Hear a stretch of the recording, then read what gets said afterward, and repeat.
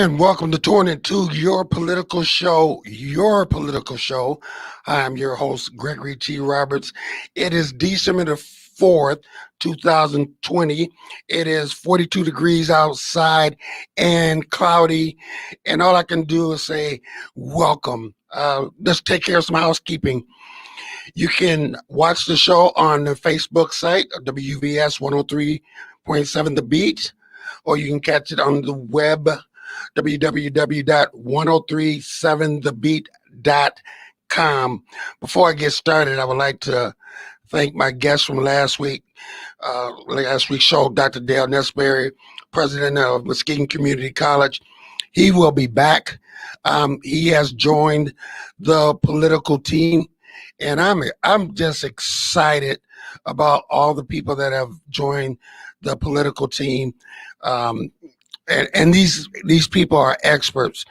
So speaking of experts, normally I go into my top 10. There's so much stuff happening. I need experts. Today's guest is not only, I call him the professor, the professor, Dr. James Brown. Got to kiss myself. David Taki, how you doing? And then Pastor, the Bishop, Melvin C. Burns II. Come on in, guys. How you guys doing? Doing great, Greg. I think we may have to take a side act on the road to Pastor and the Professor. I think that sounds pretty good. Doing good today. I'm excited for several reasons. It is the 4th. Also celebrating how many shows we have done. We're well over 20 shows, and I'm excited about that. And things are going so well. And also next Wednesday, I turn 56. So next week, I will not do a show. I will not record a show. I am sorry. We will always do our shows live, so your information will be fresh. And I've asked Pastor Melvin Burns II to come back and David to come back next week and do the show. So they will be taking my place next week hosting the show. All right, let's blow the smoke away and break the glass and get into some truth. All right, let's start. Muskegon County COVID-19 deaths have doubled in Muskegon County. And America, the number has changed from 14 million since I typed this. It is now 14,190,671, and that's according to John Hopkins. And nearly 100,000 tested positive.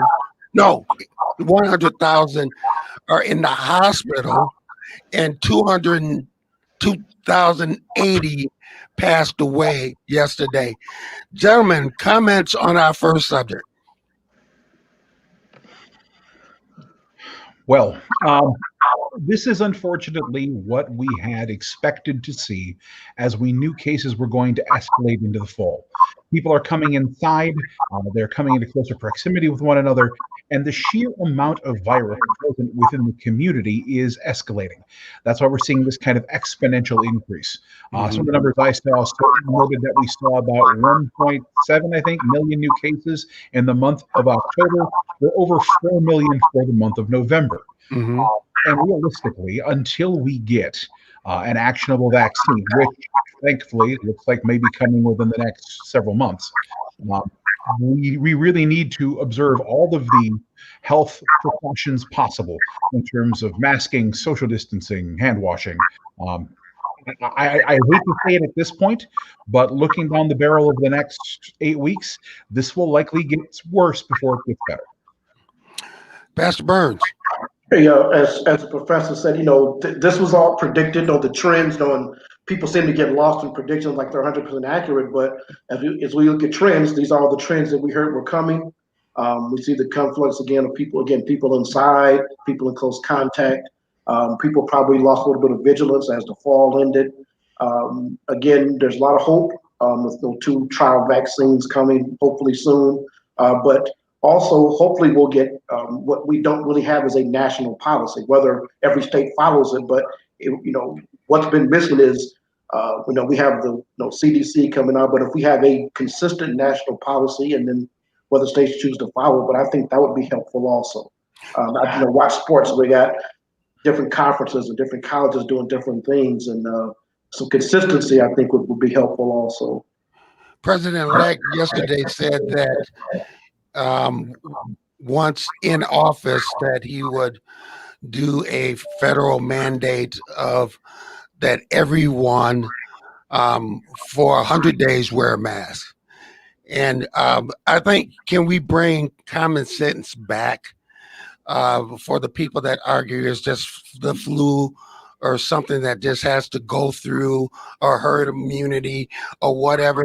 Can you show some compassion? Because some of us have had to deal with deaths and those phone calls religiously. Just phone calls are coming of loved ones we know that have passed away. So let's have some common sense on that. And speaking of that, we talked about the vaccine. Before we talked about that, we will have someone from Johnson & Johnson coming up in the next couple weeks to talk about vaccines. I'm really excited about that. They're just trying to find the right person to do that. The vaccine will hopefully, for America, the decision is December the 15th. Where hopefully they will make a decision. They've already decided who it will go out to first. Of course, nurses, doctors, and first responders, people in nursing homes and work in nursing homes and stay long-term in nursing homes. Gentlemen, vaccine. Wow, and I'm sure, like everybody else in your private conversations over the last week, you've been talking to friends, and would you take it? That's the question we're asking all our friends. Would you take it? Would you take it? For a lot of us, it may not even be a decision we have to make for a while, but it'll be interesting to see again, between who's mandated, who will take them, how many will be available initially per state. And I think a lot of it circles around, again, would people be able to deny taking it? So I think there's a lot of issues out there, but I am again hopeful. The numbers look pretty good in terms of the success rate they're seeing. But again, not my field, but again, I keep saying again, these are treating people who have COVID, if I'm not mistaken. And so we still have to keep that in mind. And this is just part of the overall strategy of dealing with this, this pandemic. Professor. Yeah, so looking at the stats that I'm seeing from the Pfizer vaccine, from the Moderna vaccine, all of them are performing up to snuff as far as the clinical trials show. They're showing 90 and 95% efficacy. And the crucial point is that even in those cases in which someone who had been vaccinated contracted the virus or showed a positive test result, there were 0 severe cases of the virus requiring hospitalization. From what I understand, and again, not my field either, the vaccine works essentially by attacking the parts of the virus that attack our what they call spike proteins, which are how it is able to kind of interact with our system. By strengthening our immune system and being able to combat that spike protein response, it prevents the prevents the virus from having a significant effect. I look at it right now as, the entire treatment trajectory for this virus, and every country and every company that's working on these vaccines are coming to the same core conclusions about the spike protein is how you fight this thing. This is what the vaccine needs to look like. This is what the dosage needs to look like. I am perfectly happy to put my trust in that kind of broad scientific consensus. And yes, I will be hopeful. I want the Moderna one just because we've got a family member that works for them out in Massachusetts, but I'm not picking at the end of the day. I will take any of the 3, 4 that are being offered to me, and I will take it on day one. And, y'all can monitor me if you're concerned. So I'll take it as soon as possible. Right. The FDA, so hurry up and make that decision. I love the fact that the presidents have said that they will do it in unison. President Obama, President Bush, and it will President Clinton said they will all do it together for confidence. And President Joe Biden, President-elect Joe Biden, said that he would do it as well. Fauci, he lives. And so if Fauci said he will do it. So if Fauci says it, then I'm going to do it. So, yeah, I will take the vaccine, at this particular point in junction. I'm like you, Professor. So we agree about that. The next issue, Attorney General William Barr. Now we can spend an hour on this one. No fraud in the election. I'm sure that this made his boss, well, he's supposed to be independent, but that's another story.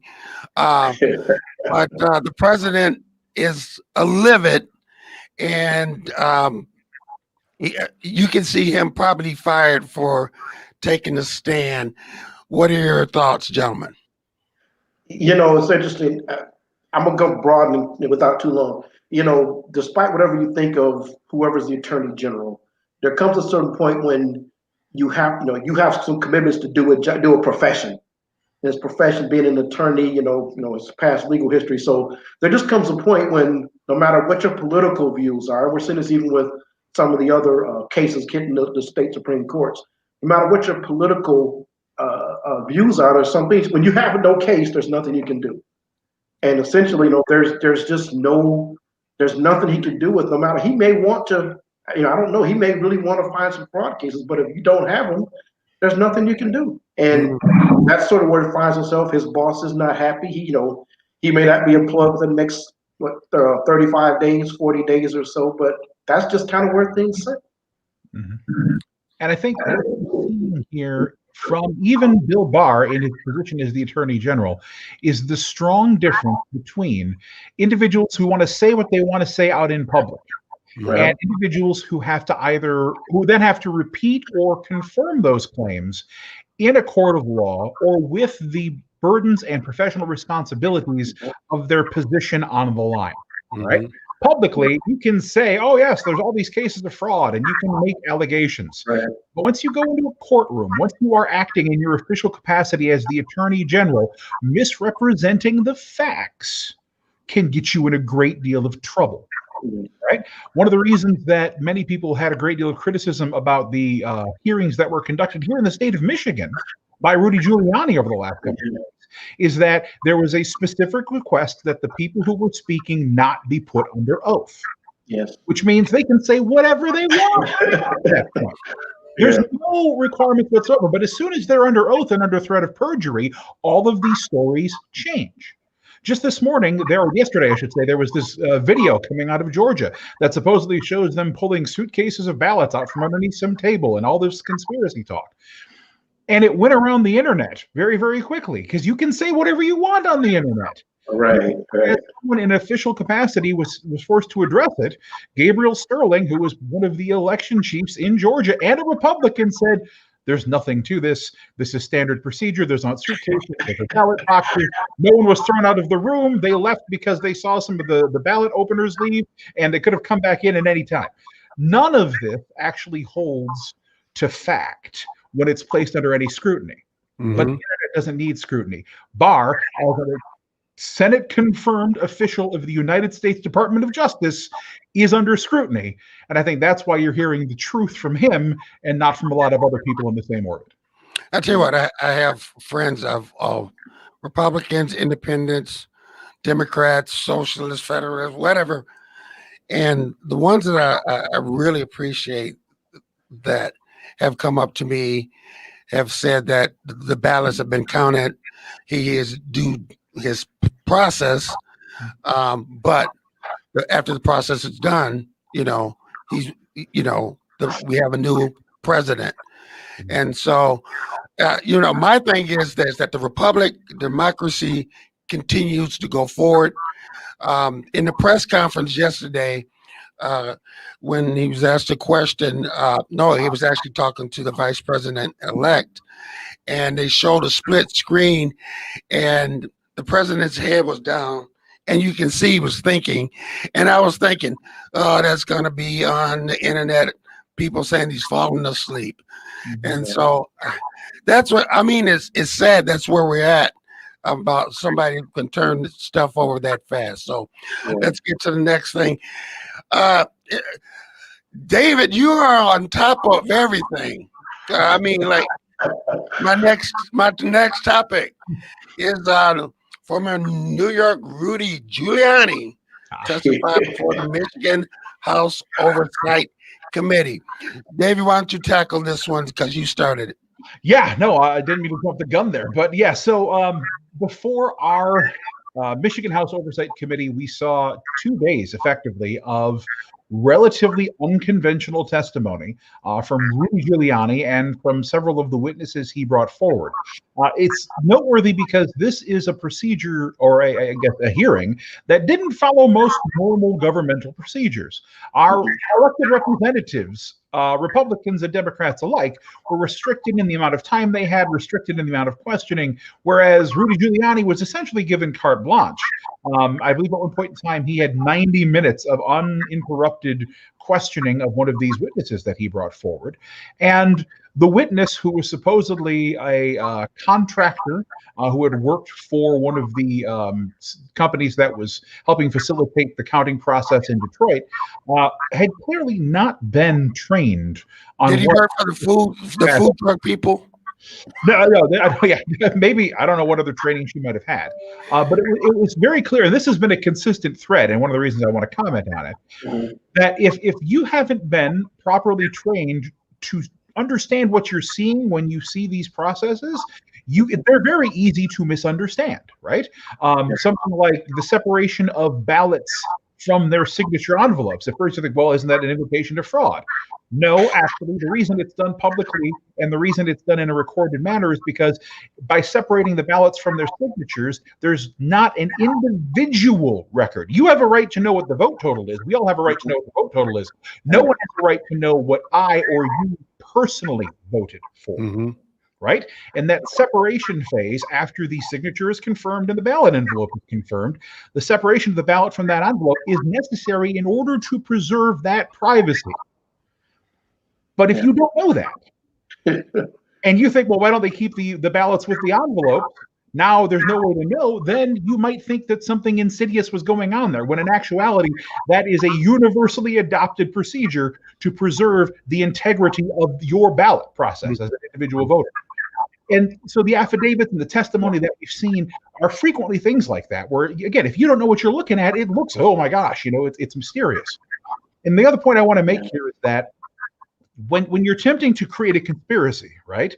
When you're attempting to mislead or misinform the public, all you've got to do is start filling in the gaps in people's knowledge with lies, right? You don't have, and if you do it enough times, and maybe the first 50 get refuted, but number 51 seems plausible. All you have to do is create that seed of doubt. And as soon as that seed takes root, then the truth starts looking questionable and the lies start looking more believable. And that's exactly the strategy that's being used by the president's legal team. Now, can we record that and you start again so you don't have to say it again, so we can just play it on tape? Yeah. I mean, do you really want me to say it again? I can do it. Pastor Burns. Yeah, as I read that, that story, first of all, these are the same people whose testimonies didn't raise the level of the courts, swaying the courts in any kind of way. Well, I think that whole oversight committee went 5 or 7 hours. And I was thinking, man, I never sit in a committee meeting that long, but aside from the idea of what it is he's asking the legislature to do, which is, undermining our system of government. He's basically asking them to throw out the election results of Michigan legislature. You decide, which, again, we don't think they can even do that. But just what he's even asking is unprecedented. And it's kind of like a peacock show. That's what it really seemed. And, politics aside, I was kind of disappointed that they put up with that for that long. Maybe give me 15, 20 minutes, but, to seriously sit there and listen to that unsubstantiated show that, the Giuliani show is going around the country. Why did he give himself that much time with him calling witnesses? at some point, again, you got to say, you know what, we got to do, even if we think these things happen, we got to follow this kind of logical and reasonable process to present what we think are some problems with the election. And again, your best shot is present those things in a courtroom where they can have some effect, and that's not working. What are we going to be up to 33 cases thrown out and 33 and 1? Is that the one where they got to move from 10 feet to 6 feet? Is that the one? Yeah, that's correct. Yeah. That's the last one I remember, like election day. I don't know if there's been another win since then. Yeah. That's it. Yep. All right. Let's go to our next issue. The White House transition. So far, and I really want you guys to think on this one. President Joe Biden is getting some pushback from a couple of different groups, the NAACP and some other groups, saying there are not enough minorities on what he has appointed so far. Mm-hmm. Gentlemen, your opinions. Well, here's the problem, and I've thought about this over the last month, 2 months, is that and Biden's going to face this as he goes through appointments, is because he pulled on such a broad base of people. His appointments, he's got the progressive wing of the party, he's got the Republicans who sort of switched over. He's got a lot of people pulling on him, and again, some narrow margin, with no advantage in the Senate as of now, and some kind of narrow margins in the House. And so you've got some really difficult dynamics where he's got all these groups he wants to, in elections, you appease people that supported you. That's not dirty. That's just how it's done. Mm-hmm. But you also have to try to appoint people that can also get approved. And so he's got, they've got some real work to do. Again, he's got all these groups because they were supporters, but I think he's got some real difficult decisions, some tough sledding to do I don't want it to sound like, I don't have a problem with politics. If you support people that supported you, that's how it works. But he's got a broad range of support. He's got a lot of people to try to include. And it's going to be a really big challenge. And by the time he gets his cabinet, I would guess somebody's going to feel alienated. David, I would agree with the pastor's take, and there's several things going on here at once. One of the first things is, as of right now, we don't know what the Senate's going to look like in January, February of 2021. Most of the high-profile positions, and really that's been the key criticism of the Biden rollout thus far, is that there's actually a significant amount of diversity in his appointments, but the high-level positions, the senior positions, have been disproportionately white thus far. And that's raised some flags amongst people who have been counting on Biden to have a more diverse, more representative cabinet, and to kind of stand up for the things he talked about on the campaign trail. Again, one of the first things is that those high-ranking positions have to win Senate confirmation. And if you've got a 50-50 Senate, Mitch McConnell is going to try to obstruct any nominee he thinks isn't perfectly qualified and a deep moderate who has a long history of working with Republicans, so he can sell it to his conservative base. That immediately puts challenges. Well, there was one individual that the Republican Party was against because she said on Facebook a couple comments, and I'm going like, wow. Yeah, I think they're upset over that. Yep. Already people are throwing flack at that. And that's the first point. So Biden is going to be looking to try to nominate people who have a long history in government, a tremendous amount of experience, your bureaucrats, the people who kind of don't make a whole lot of headlines, but who can get the job done. And that, in at least one sense, is his problem right now. Because for years and years and years, people of color have been disproportionately excluded from those higher levels of governance service by all the key elements of both direct and systemic racism, which we're all very familiar with, right? So if your pool of people is already constricted to people who've been there and kind of done that, and that pool of people has already been deeply affected by systemic racism, then you're already going to have a disproportionately white cabinet. And that's a systemic challenge that Biden has to try to overcome. Yeah, I think also that they still have a lot of appointments. Yes, there's a lot yet to come, but I think that right now it's clear that Biden needs to send some signals to the communities that put him there that, yes, I need to govern. Yes, I need to get people I can rely on, but I'm aware how I got here. I tell you what, if he doesn't keep his promise on this one, he's gonna have some flack. Yeah, absolutely. He's gonna have some flack. Yep. Next one, Ivanka Trump. Oh boy. Tuesday, DC Attorney General about the inauguration lawsuit. Boy. Before we go into this, we are going to talk about the whole family. So, who would like to tackle this one first? Because this one's deep. This is a deep one. I can jump on this one, but let me just throw this on. What are the odds that we're going to see blanket pardons for the family? We're going to talk about that. Okay. I kind of lump this in that same category. This could just be a lot of dancing before the final dance. So, but is this the fundraising one? Yes. Okay. And we're going to talk about the continuing fundraising as well. Okay. So there's a lot of interesting stuff happening.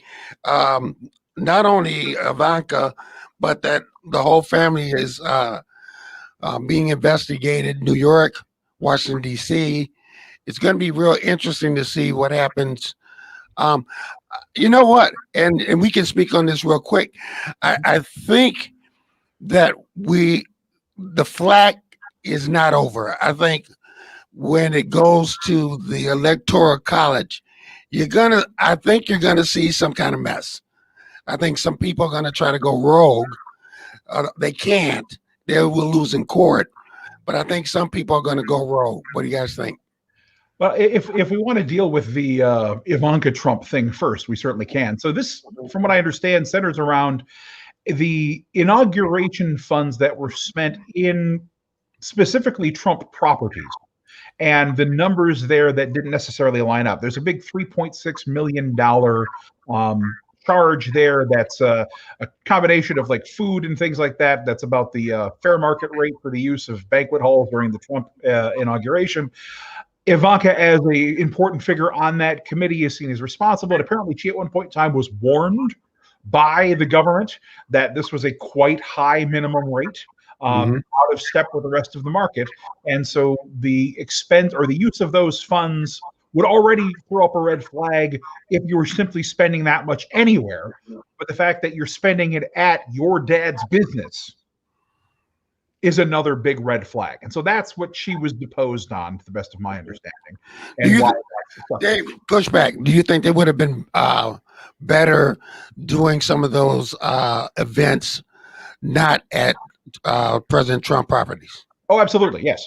At no point in time in previous kind of political history would a supposedly impartial government allow for a candidate essentially to profit from his own inaugural celebrations in that capacity. Now, mind you, many of those inaugural funds were from independent donors. And so the ethics and legality get kind of murky as to whether or not the committee itself was at full authority to spend them anywhere or anyhow they wanted. But there is obviously a big red flag when you spend more than you should be spending and you're spending it basically with yourself. That's the issue there. I think you said it. Yeah. Anything you want to add to that, Pastor Burns? No, that's kind of, again, these issues 4 years ago, and I get, I don't want to say we stuck our head in the sand, but from my background in government and ethics, it's like from the governor on down, I can't think nobody would do this. Nobody, most people would say would say, hey, don't do it here. But it's just one of the abnormalities we've seen over the last 4 years. But right. I couldn't even imagine anybody saying would allow it. You wouldn't put that ethical cloud over yourself. Right, and that's exactly the point. If you know that you shouldn't be doing it here, you're told you shouldn't be doing it here, and then you also get told that you're paying yourself too much to do it there, and you do it anyway. Yeah. What else is your motivation possibly? It's not like there aren't other perfectly usable properties in the DC area. Yeah. I mean, that shows a willful intent. And I think that's why they're saying at least $1 million of those inaugural funds were spent inappropriately. And that's what this suit is about, from what I know. Well, maybe he thought that, seeing those other properties, his properties were the best, and he wanted the best. Mm-hmm. I mean, just that pushback is there. Right. Well, I probably would take second best to avoid exactly what's going on now. Exactly. All right. Now, Greg, did you want to talk about the Electoral College now, or are we going to save that for later? Go for it. So you had brought up the issue of faithless electors, all right? People going rogue in the Electoral College. We've had less than 100 since the turn of the previous century, so since 1900. And they're almost always sole individuals who are casting protest votes. 34 states have laws on the books that essentially prevent faithless electors from doing anything but casting a ballot for the party that won the general election within their state, the state of Michigan. And the important thing to remember is that those electors are nominated in slates. All right. So earlier this last summer, the Michigan Democratic Party, in coordination with the Biden campaign, submitted a list of 16 names to our Bureau of Elections in the state of Michigan. They were some of the deepest, most ardent Biden supporters and Democratic loyalists you could find anywhere. The Republican Party did the same thing, as did the Greens, the Libertarians, and anybody who qualified for the presidential ballot in the state of Michigan. Now that the election has been certified, the 16 people whom the Democratic Party said, yeah, those are our people, those are the people who are going to go to Lansing and fill out their Electoral College ballots, have a nice, probably socially distanced lunch, and then go home. Okay? That means that it is very unlikely that somebody who was picked by the Biden campaign and the Democratic Party for their years of loyalty is going to suddenly flip at the last second and cast a vote for anybody but Joe Biden. And even if they did, in the state of Michigan, the Michigan Code of Laws says that if you try to cast a ballot for anybody other than the party that nominated you to the electoral position, you automatically resign your position and the ballot is counted as normal. Okay? And the important bit for this year is that the Supreme Court earlier this month found that those kind of laws that restrict the ability of electors to go rogue and be faithless electors are in fact perfectly constitutional, meaning that those laws are ironclad. There's not the opportunity for the electors to try to, pull a fast one at the last minute. Now, yes, there are some states that don't have those laws, and some states in which those laws aren't as strong as Michigan's. However, in those states, again, the people who are nominated to be electors are hardline party loyalists who've been vetted by both the campaign and the state party, because they know these are the people who are going to go and pull the trigger for Biden or for Trump, depending on which party won. So the electors in Florida, right? Relatively close election in Florida. The ones that go there are going to be big Trump people and hardline loyalists. Is it possible one of them might go in and try to cast a protest vote for Biden? Sure, it's possible, but it's not likely. And there's massive layers of law that prevent it from doing anything that's going to change the outcome of the election. So while it's fun to kind of speculate on electoral college stuff, no, it's not going to change at this point in time. And even if we get one or two faithless electors, there'll be neat things that political scientists and historians will write about in the future, and they will do nothing to change the outcome. Well, someone already in Washington said that they are better off deciding those issues than the court is. So between that and the votes run into Washington, just be ready for the surprise. Okay? Just be ready for a surprise. You want to add? You're not going to call the Electoral College, Greg? Huh? You're not going to call the Electoral College yet, are you? No, I'm not. I am not calling anything at this particular junction. Okay. All right, let's keep moving on. All right, we talked about it earlier. You guys are on top of these things, man. Possible pardons for President Trump and his children, plus Giuliani. Now, we need some history on this, and I think our founding fathers didn't see this coming, but what do you guys think? You know, it sounded crazy 6 months ago. Um, I think it's a good chance you'll see it happen. I don't, as we've come to find out, they float these trial balloons out of Washington to kind of see how people respond. I look at how people are. If he pardons Mike Flynn, commutes Roger Stone, right? Commutes Roger Stone. There's no way that of the people that we know Trump really likes and protects are his children.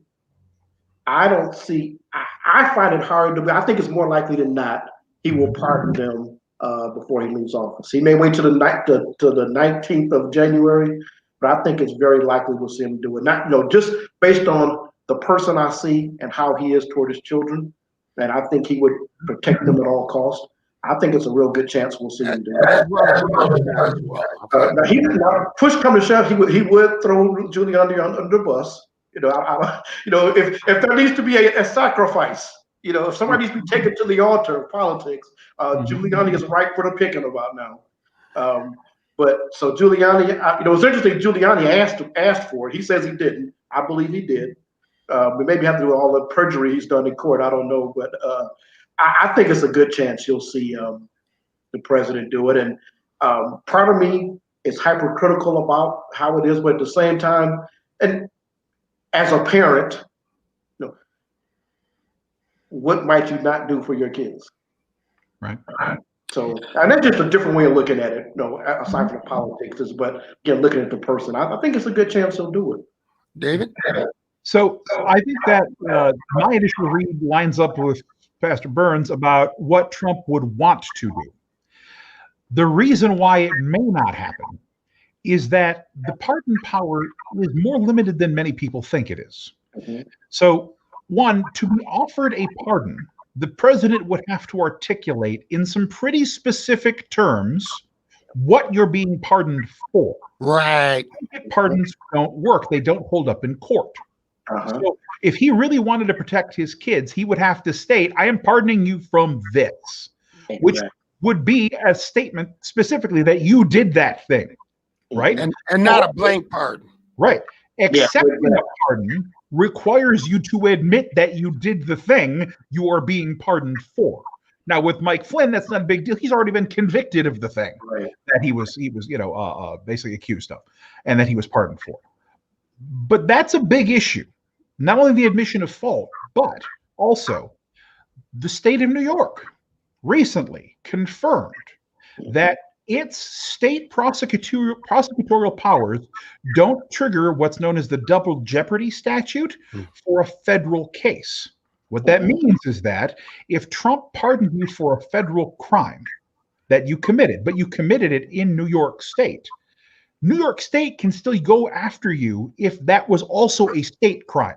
And the federal pardon does nothing to protect you. Right.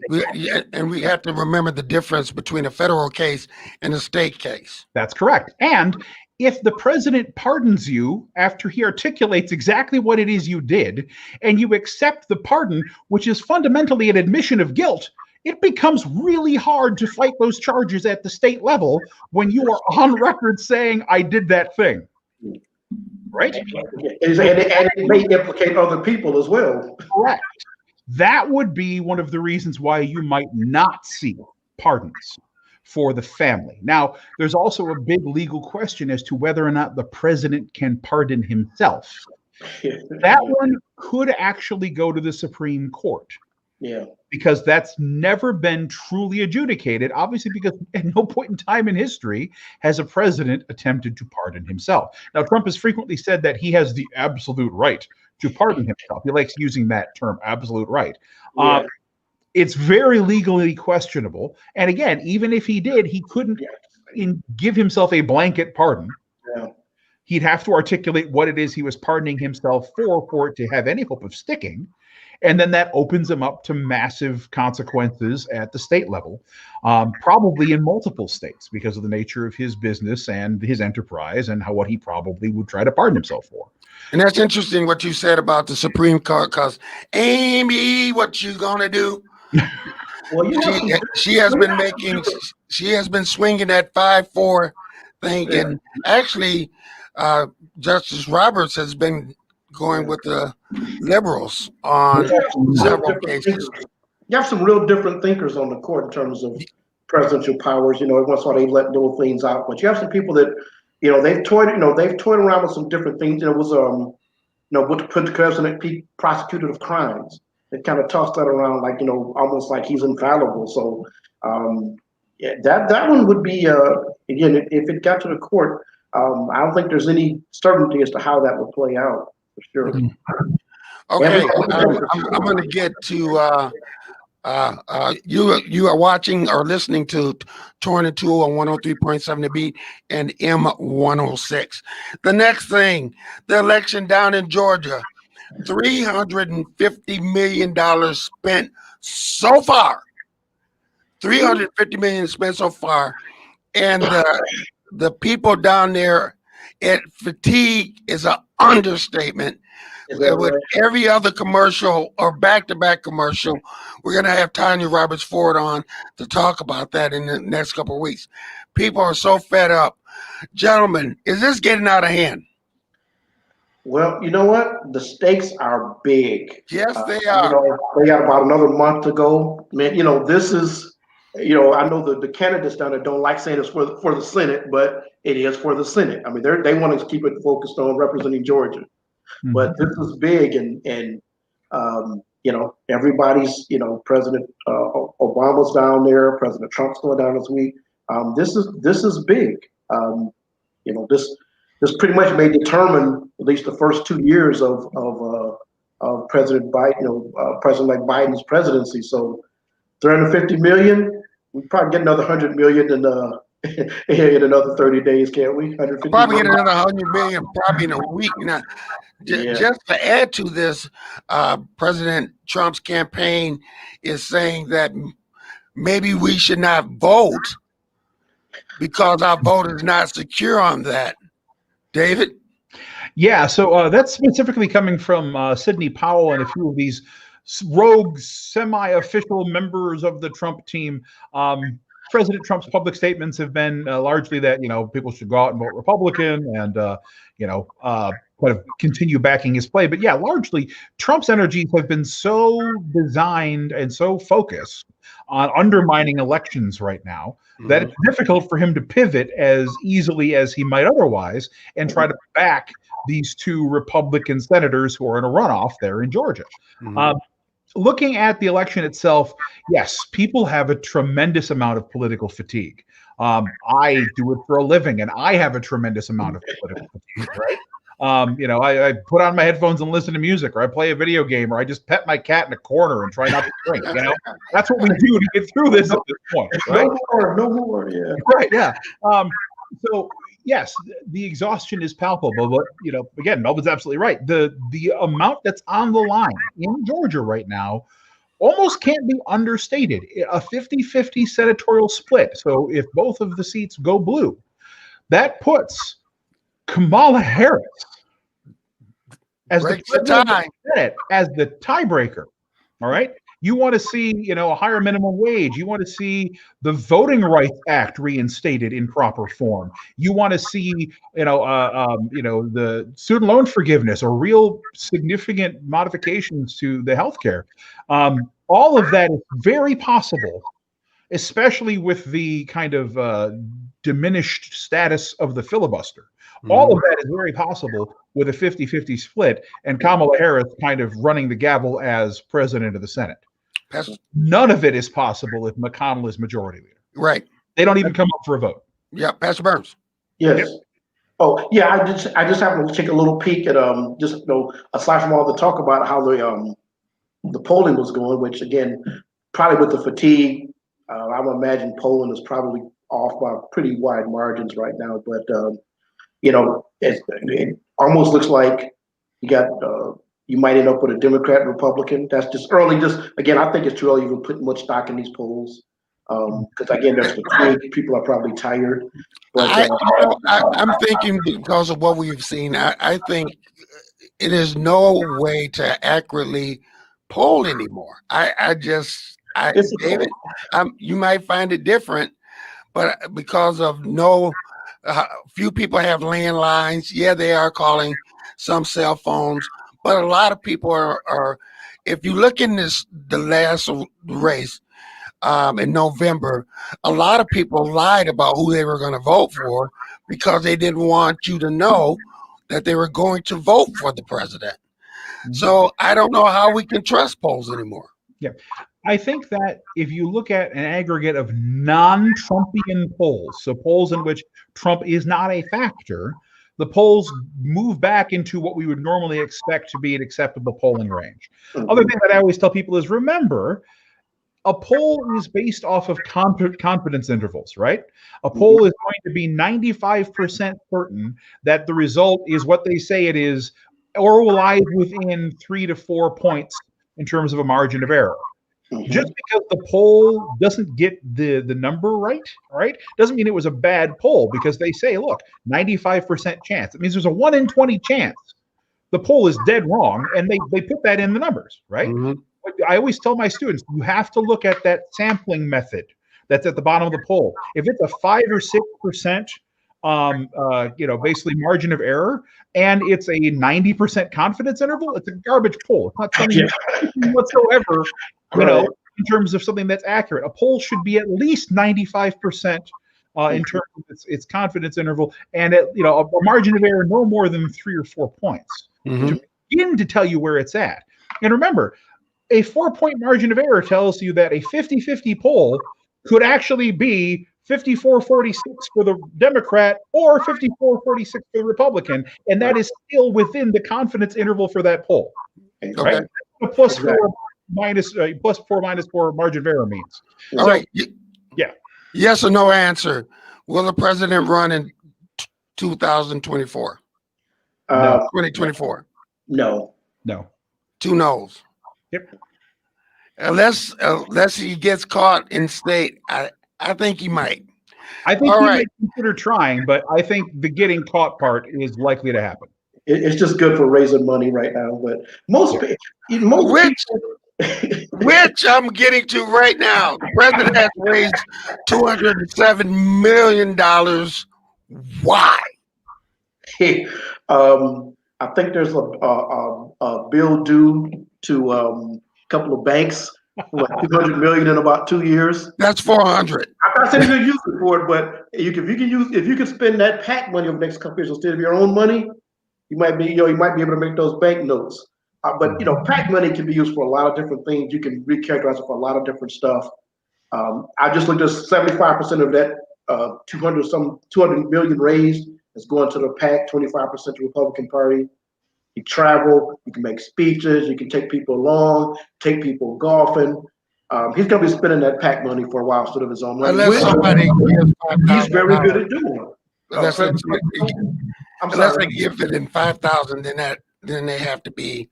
They got to give a reason what happened with that $5,000. I'm not talking about the income. I'm talking about the expenditure of it. Okay. Is that he can use that a lot of different ways. He can call his reelection party. He can use someone for reelection, although he's going to the PAC. So that gives him even more latitude for what he can use it for. So speeches all over the country, guests at the events at the country club. I mean, the PAC can sponsor a whole lot of things.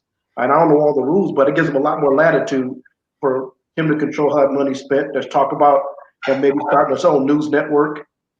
He could maybe get, advertising, which could be 20, 30-minute speeches on some network. Just a lot of latitude. And again, I see that money, they say it's slowed some, but still see some more millions pour in there. David? So President Trump is a guy who's been telling self-serving lies for his entire career and has been doing so for the last 4 years. Tell us how you really feel. Pretty much constantly, all right? And you've given him an opportunity to make hundreds of millions of dollars doing the exact same thing. Is there anybody who thought he wouldn't do what he's doing right now at this point? Right? And yes, taking a look at the fundraising agreements and what you can do with money that goes into a PAC, this whole premise of the campaign has been fraudulent not only serves his interests as far as a billion to one shot he can find some legal loophole or convince enough Americans that they've been somehow robbed that he can successfully complete a coup, but he's simultaneously putting hundreds of millions of dollars in the bank. Mm-hmm. So the question was, why would he do it? Well, because it lines up with everything he's done thus far, and there's millions of dollars on the line for him. Why wouldn't he do it, given everything we've seen from him at this point? I want to get to this one. I want to 700,000 new unemployed people, but this one 13.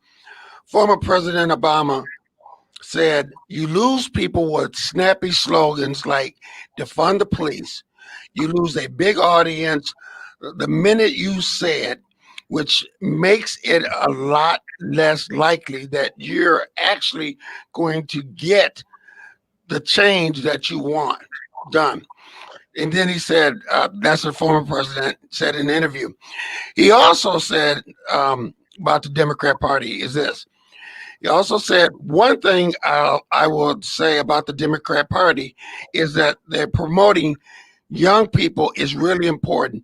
And he said, and I think that they have been times when we stick so long with the same old folks and don't make room for new voices, he added. Gentlemen. I think on both accounts, he's 100% accurate. And President Obama is reflective in these days, and I think he's included himself in that statement. I think his comments about defund the police, it's just like Black Lives Matter. People get caught up in the term and don't know what is it saying. And so, same with from somebody who's a government background. Again, defund the police. It sounds a certain kind of way. And the backlash he gets from it is people not hearing what he's saying about you can do the thing, but the name of it turns some people off. Other alternative ideas for arresting people has been around for a long time. Community policing, policemen, officers in the neighborhood. All those are similar things where we're trying to find other ways to traditional lock them up, arrest them, lock them up. So those aren't new concepts. Mm-hmm. And just now this name defund the police, which does a similar type thing. Yeah, it does. It does have an edge to it that turns some people off. That's my take on it. Right. So Democrats are good at a lot of things. They are bad at marketing. They are bad at being mean. Yeah. And they are bad at getting out in front of issues and being able to define them on their terms. Right. Mm-hmm. If you look at the slogans that are being put forward by the right, build the wall, stop the steal, lock her up, make America great again. They're short. They're kind of pithy. They're very good marketing. Right. What do Democrats come up with? Yeah, things like, stronger together, things like that. Forward. They're vague. They're not particularly memorable. They're too broad. And when you have something like defund the police, all right, if you read it on its merit, right, like what is it saying? It's saying take money away from the police. Right. If you have to explain your slogan, you've already lost. Right. Okay. Something like maybe refund our communities would have been a very different slogan. Yeah. Or just something along the lines of, rebuild communities or something like that, where you're talking about trying to engage in comprehensive criminal justice reform and take pressure off of the police to do everything because they're your Swiss Army knife in these communities, right? Right. That is really what defunding the police is all about. But you never get to have that conversation because you're too busy defending a poorly written slogan. In other words, your slogan shouldn't come with asterisks. Correct. Slogan in a paragraph under it. Yeah, with a paragraph under the slogan. Yeah. Mm-hmm. Yeah. But that kind of gets to that issue earlier kind of brought up, which is, this Democratic Party has this wide umbrella. It's got to include a lot of people. Whereas, build the wall, those things, pro-life. Almost the whole conservative party is behind that and goes with that. Whereas the Democratic Party, you've got a third of the party likes this and another 20% likes this. And again, I agree with David, it makes it a challenge. I think they ought to consider see if they can hire the Lincoln Project, because they seem to be really good at the mean stuff. Yeah, yes. Yeah. I agree wholeheartedly because I think the Democrat Party missed a lot of opportunities to go after the Republicans, and they were behind because of their slogans and what they were coming up with.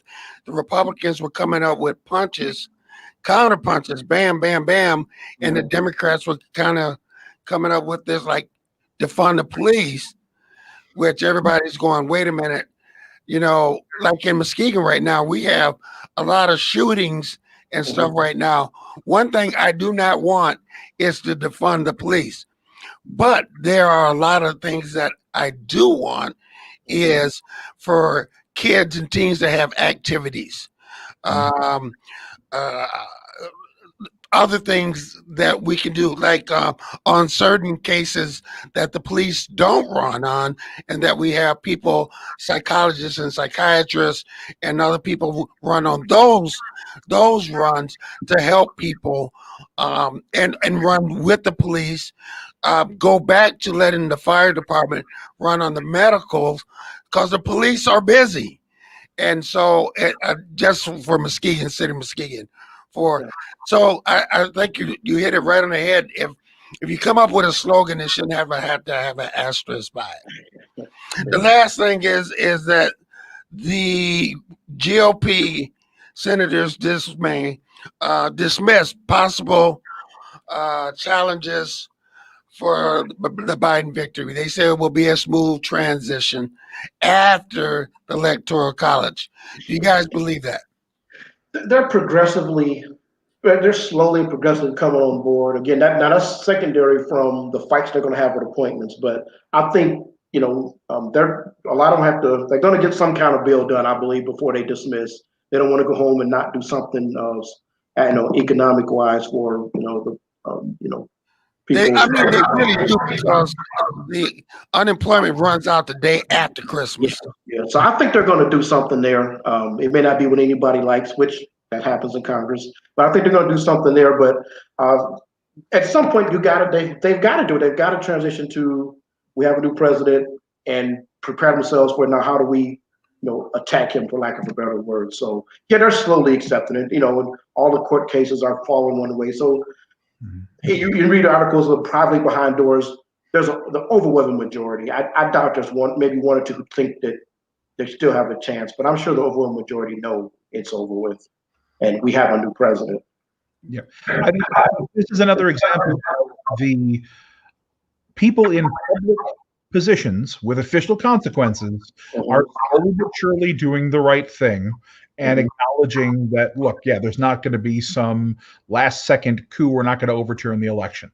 What I think the pressure comes from is that so much right now of the Republican Party and the conservative base has been wrapped up in Trumpism that they can't afford to look like they're going against the president, so long as the president's still out there banging the drum and saying this is all corrupt, it's all fraud, I'm really the next president again, right?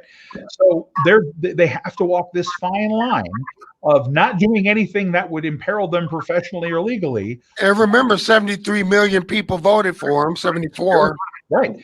While then not doing anything that would otherwise make the people who voted for Trump mad at them, because those are the people who are going to be supporting either them or someone else in the next Republican primary. So that's the fine line they're walking right now. But again, there's no institutional acceptance or tolerance for anything like what the president's putting forward. They just have to get through these next 6 weeks with their political careers intact and without losing Trump supporters. He's shown he's going to keep his foot on the gas. I mean, he's still executive orders and terminating, firing people and appointing people. I don't know who take a job for 6 weeks, but so again, he's giving the appearance of I'm here, I'm still here, and I'm going to be here after. So again, that kind of fuels that same thing of you don't want to break ranks. Right. Well, with that said, guys, look, our time is up that fast. Man, again, another week and it's gone. I want to thank you guys so much for joining us this week. I just enjoy talking to you guys about something we're very passionate about.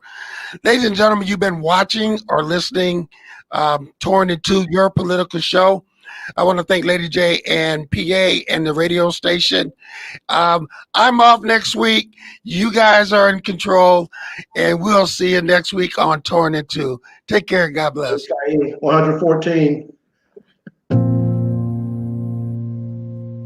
On behalf of everyone in our community and in healthcare, thank you for doing your part. We appreciate your doing your part to keep us all safe. When in public, stay 6 feet away from others. Wash your hands often for at least 20 seconds with soap and water. Wear a mask. Together, we are slowing the spread of this virus. And together, we are saving lives.